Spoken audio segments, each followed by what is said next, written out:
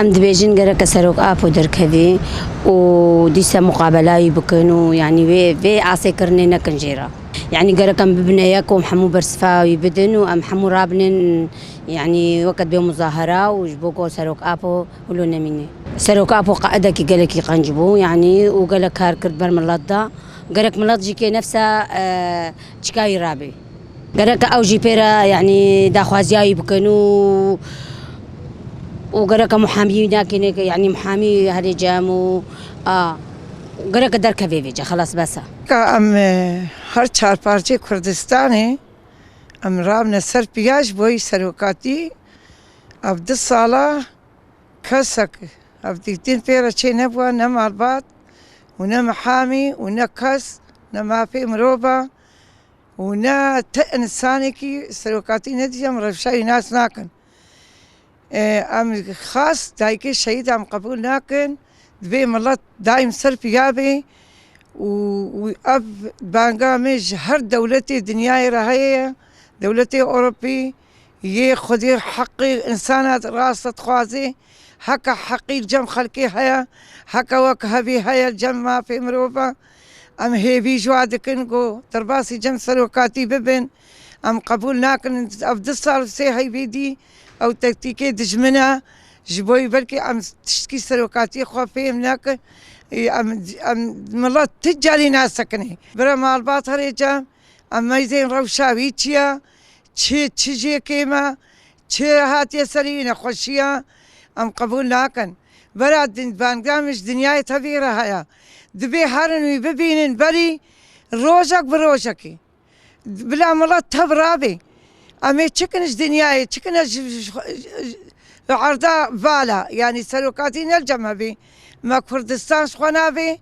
وما شهيدي دانينا فداية في سلوكينا ومحمو فداية في سلوكينا دبي سلوكي ما وري زيارة كرن ودنيا تبي ببيني أم دنقي وي حسبكن مال باطا وي هريجام محامي هريجام مش دولتها تركي قبول ناكن هم دي نا دبيتي ملات بشيني جام محامي ما تشتكي بينا نزاني قوملات تشتكي ملات دايما قادجي ام شبينا اميد مشادة بين امي هر تشتيش بو يسروكي خوبيك بينن بانقدا مش دنياي هر چار پارچه كردستاني رايا فيشي كردستان دبي سر بيابي بوی سروک جیان تجاری نابی دبی ام سروکی خورزگار بکن دبی ام قبول ناکش دولت تركي دبي سي هاي بيديجي افضل صال ودسي هاي بيديجي معناه السروك تشتنكرنجي.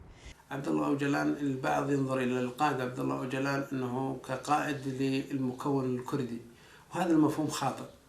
القائد عبد الله أوجلان قائد لجميع المكونات وجميع من آمن بفكر القائد عبد الله أوجلان فكر الأمة الديمقراطية، ولكن ما يمارس حاليا على القائد عبد الله أوجلان من العزلة المشددة ولكن هذا كل المجتمع أصبح جليا وواضحا لجميع شعوب المنطقة وللعالم بأسره أنه القائد عبد الله أوجلان أسير جسديا وليس فكريا. فكر القائد عبد الله أوجلان أصبح في المنطقة أصبح جليا للعالم كله ينظر ويفهم نظرية القائد عبد الله أوجلان من ناحية الأمة الديمقراطية. أما من ناحية العزلة اللي فرضت على القائد واللي ما زالت بعد تشديد العزلة من وقت إلى آخر على القائد عبد الله أوجلان ومنع المحامين من زيارته من زيارة ذويه، وهذا حق يعني لأي سجين أو أسير ولا أي له حق من الحقوق إنه كزيارة ذويه أو محامي أن يروح. لكن هالشيء هذا مو موجود عند النظام التركي أو الدولة التركية على القائد عبد الله أوجلان. فيجب على يعني على المنظمات حقوق الإنسان يعني أن تتابع أمر القائد عبد الله أوجلان. اليوم فكر القائد عبد الله أوجلان أصبح منتشرا في جميع أنحاء المنطقة وضمن الشرق الأوسط. القائد عبد الله أوجلان يعني قدم نفسه لشعوب المنطقة بكافة مكوناتها، ولم تكن القضية فقط محصورة بقضية كردية أو عربية أو أرمنية أو يزيدية، ولكن لجميع شعوب المنطقة وللشرق الأوسط بشكل عام. قدم يعني مسيرة نضال 40 عام وعزلة 23 ما يقارب 23 عام، وما زالت تشدد العزلة على القائد عبد الله أوجلان. هذه العزلة المراد بها هو الابتعاد عن هذا الفكر الذي هو الحل ومفتاح الحل اللي موجود هو في إميرالي، هو الحل لجميع مشاكل الشرق الأوسط.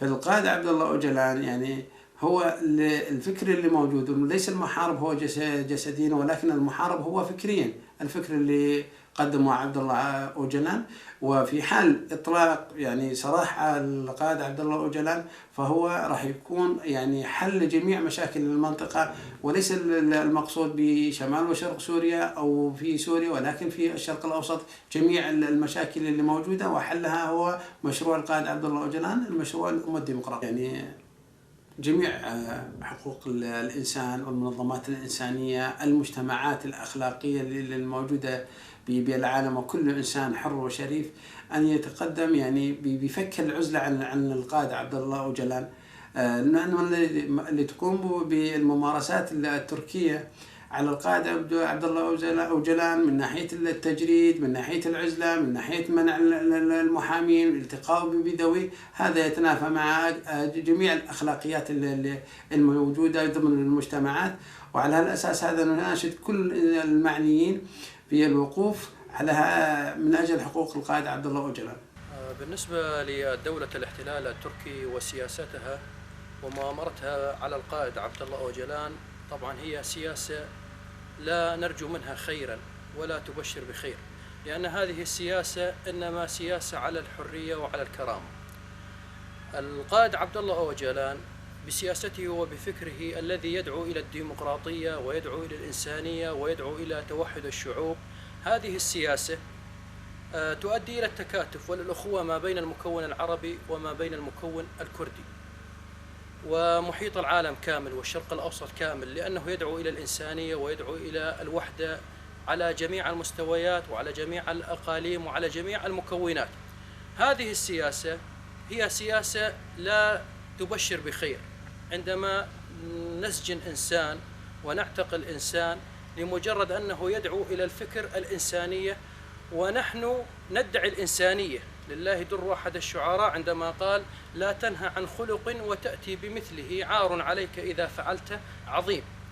نحن ندعي الإنسانية ونحارب الإنسانية. كيف لدولة الاحتلال التركي تدعي الإنسانية وتدعي أنها تريد تطبيق الإنسانية وتعتقل إنسان وتحارب إنسان يدعو للإنسانية؟ هذا الفكر وهذا الأمر لا يؤدي للخير الذي يدعو إلى حرية الإنسان وإلى احترام الإنسان وإلى احترام معتقدات الإنسان. هي عزلة قطعا على الإنسان، ودليل واضح على أنه العالم الحالي عالم لا إنسان. لما نقول العالم الحالي، عالم الدول، عالم الاستبداد، عالم الدولة القومية اللي تربي الناس على شكل نمطي، نمط الحكومات القائمة، وكأنه لا حقيقة فقط إلا مع الحكومات، إنما الشعوب وثقافتها التاريخية كلها بالية وخرافة وتخلف ويجب التخلص منها. لذلك الشرق الأوسط ما أعطت مجال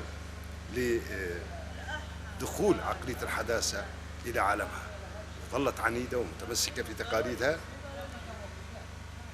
ويناسبهم 100% نظرية الأمة الديمقراطية، لأنها إحيائية لهذه التقاليد، لهذه الثقافات. والواقع أثبت حاليا في شمال شرق سوريا الناس متكاتفة بنسبة كبيرة، ملتفة حول هاي النظرية، كرادها، عربها، كل مكوناتها، كل أديانها، ومكيفة تماما على هذه النظرية ومستعدة للموت من أجلها. بقاء العزلة للأسف ضعف منا احنا، ضعف من الناس. لما نقول الناس ما نقول شمال شرق سوريا فقط، هذا القائد قائد عالمي، المفروض كل شعوب العالم تتكاتف وتطالعوا بشكل بقوة، بالقوة تطالعوا. لازم الحكومات هذه لا تفهم إلا بلغة القوة. إذن الشعوب يجب أن تتكاتف على المستوى العالمي لإخراج هذا القائد العالمي. هو قائد عالمي، قائد الشعوب.